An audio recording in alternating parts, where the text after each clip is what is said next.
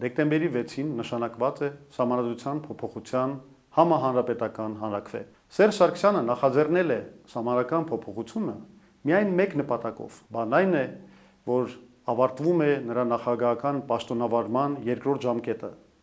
իսկ գործող սահմանադրության 50-րդ հոդվածի համաձայն նա չի կարող երրորդ անգամ դառնալ նախագահ։ Եթե սահմանադրությունը մնա անփոփոխ, Սերժ Սարգսյանը ստիպված է լինելու հեռանալ։ Ահա սա է միակ պատճառը, թե ինչու է Սերժ Սարգսյանը փորձում փոխել Հայաստանի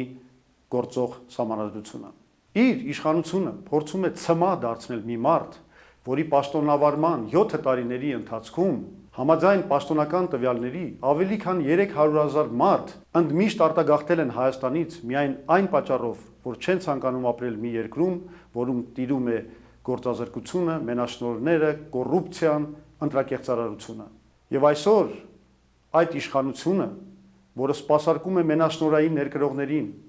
որը օգտագործում է իշխանության լծակները սեփական հարստացման համար միայն, որը խեղդում է արտանողներին եւ արտադրողներին,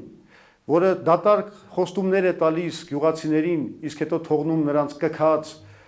վարկային տոկոսների տակ, այդ իշխանությունը փորձելու է այդ նույն ժողովրդից այո ստանալ միայն նրա համար, որ շարունակի կեղեքել ժողովրդին։ Բնական է, որ ամբողջ Հայաստանը դեմ է այս ծրագրի։ Մենք սկսում ենք այս քարոզարշավը Հայաստանում նոր մթնոլորտ ձևավորելու համար, տապալելով ռեժիմի ծրագրերը եւ ազգովի ոչ ասելով Սերժ Սարգսյանին, Հայաստանը հնարավորություն կստանա կանգնելու զարգացման ուղու վրա եւ սկսելու նոր կյանք։ Քարոզարշավը սկսված է։